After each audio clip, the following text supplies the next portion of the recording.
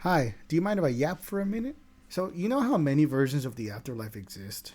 The Egyptians believed in this field of reeds, which was a peaceful land where people go when they die. The Aztecs believed in multiple underworlds, that once you died, you had to go through this whole journey through each of them until you reached the final one and reincarnated into another animal. But tonight, let's talk about one of the most popular underworlds, that being hell from Christianity.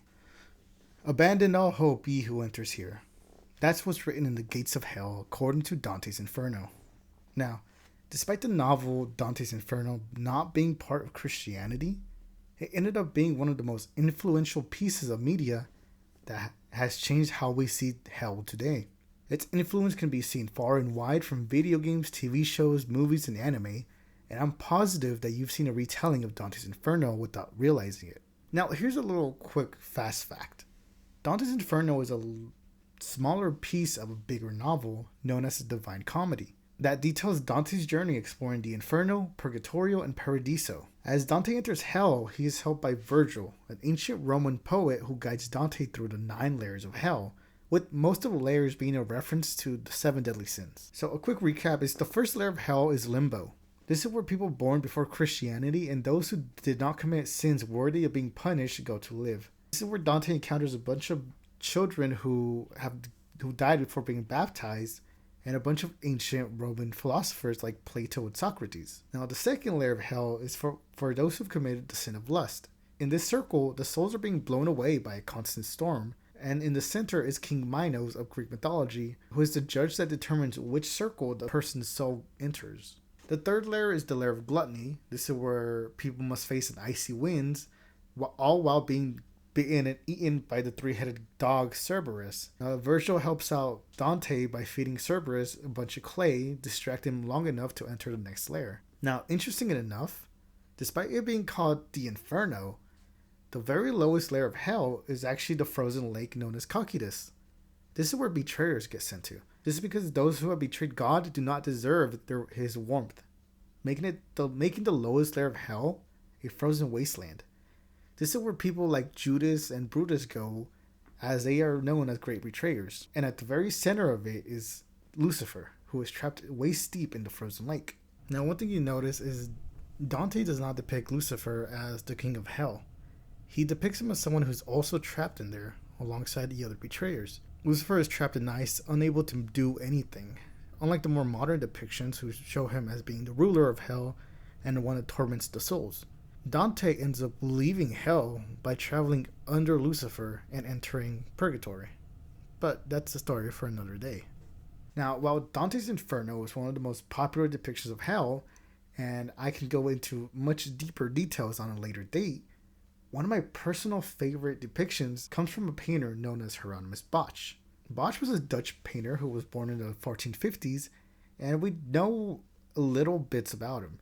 We know when he was born, we know when he died, and we know what school he went to, but most of the things we know about him come from his paintings and where the paintings originate from. And one of his most popular paintings is called The Garden of Earthly Delights. And let's take a quick look at it. Now, I know there's a lot going on, so let's try and break it down. Okay, let's start with the first image. This is known as the Garden of Eden. And the first thing you notice is this fountain. This is depicting the fountain of life, as this is where God created man. And below the fountain, we see 3 figures. These represent Adam, Eve, and God. Adam is staring at God, while Eve is averting her gaze, which could represent Eve being the first one to bite the forbidden fruit. Now, the rest of the paintings is fairly normal. We see a bunch of animals coexisting. We have birds, boars, giraffes, with a little bit of dragons, unicorns, and a few mythical creatures along. The first part of the painting shows the purity of man, as this area here is a utopia. But as we see in the next few images, humanity takes that for granted. Now, let's look at the next image. As you can see, there's a lot going on, so let's try and break it down a bit. You can look at this in your own time, and let me know how you depict the events going on here. Now, with everything here, there's one thing missing. Can you spot it? Well, in this image, God is no longer here, because these are the children of Adam and Eve as they were exiled from Eden. Once we had normal birds and elephants, now we have creatures like this owl with multiple limbs, mermaids, giant ducks. God knows what this is. But God here is gone. He left humanity with free will, and they're using this freedom to commit sins. We see the sin of lust with all these sexual acts, the sin of gluttony with humans just devouring these large fruits. We see wrath as these people are fighting on top of horses.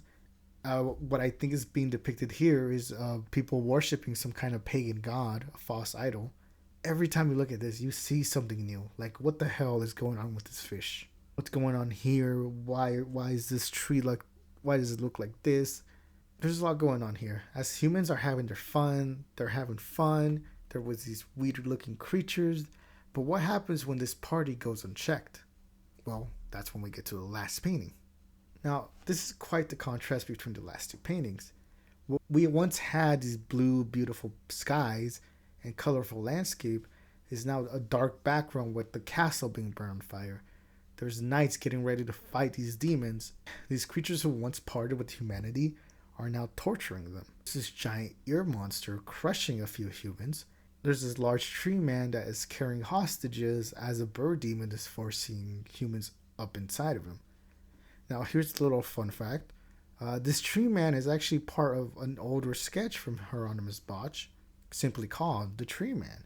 There's humans being eaten alive by wolves, turned into instruments. If you look closely, there's a musical notes here. People have actually figured out what the music is, and here I'm gonna play a little snippet of this guy's tune melody. Humans are being turned into instruments as their yells of agony are being used as amusements for the Prince of Hell. Yeah, the Prince of Hell is the one who's sitting on his throne munching on the innocents. This is a depiction of hell on earth, a hell that humanity welcomed due to their free will and sin.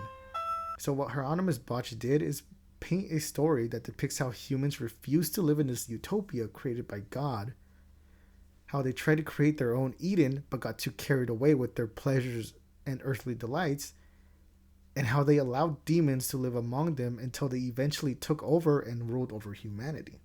Now, a lot of this is up to a person's interpretation. What I said could be different than what you see, which is okay because that's how paintings work.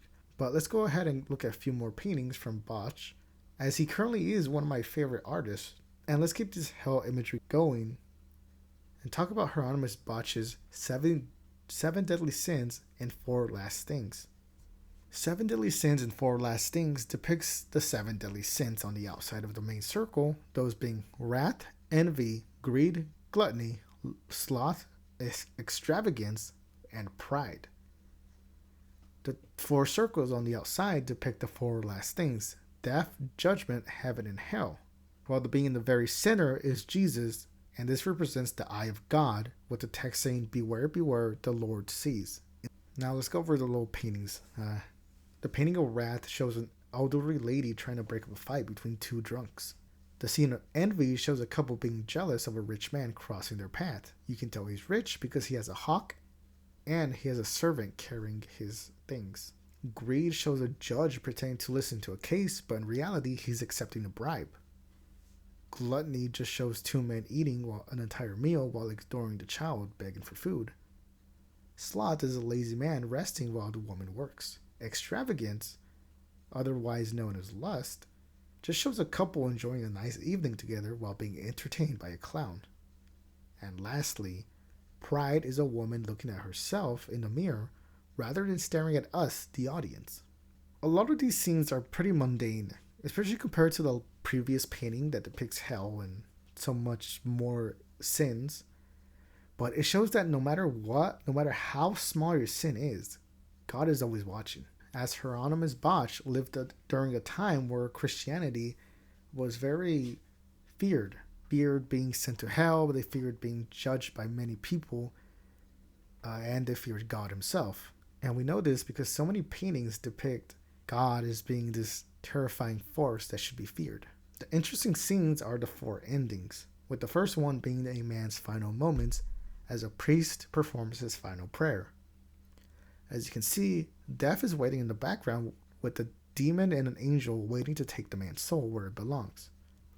Moving on to judgment, the next scene shows Jesus with a group of angels watching over the dead, judging them before they can enter heaven or hell. In heaven, we see a large castle where God resides, and we see St. Peter guarding the gates of heaven. We also see an angel smiting a devil who is trying to grab this woman. And lastly, we reach hell. And this looks a little familiar, doesn't it? It's almost identical to the final act of the Heavenly Delights, with the red skies, the burning background. This scene shows a demons tormenting those who were cast down in hell. And this entire painting shows a story about how God sees everything you do in life. And in the end of your life, you will be judged by God Himself. A warning for those who commit sins. Now, I can go over a lot more stuff about Hieronymus Bosch, but I think it's a good place to end it here with just 2 photos, as I want to try something new here. I want to try shorter content as opposed to our hour-long podcast videos. So thank you for listening to me ramble about nothing important. But before I go, let me hit you with a fun fact. So as I was doing a little research about hell, I realized something. Hell is not referenced to in the Bible. There's a reference to the underworld known as Hades, but that's from Greek mythology. There's also a reference to a place known as Gehenna, but Gehenna is a burial ground located just close to Jerusalem. The word hell was added much later and replaced both Hades and Gehenna, and its depiction is based on Dante's Inferno. And the same thing can be said about the devil or Lucifer. The name Lucifer only appears once in the Bible, and it's not talking about an angel or a devil or anything. It's talking about the morning star, also known as the planet Venus. Now, the Bible is full with stuff like this where things that are common to us now didn't really exist back in the day. But that's a story for another day, and see you later.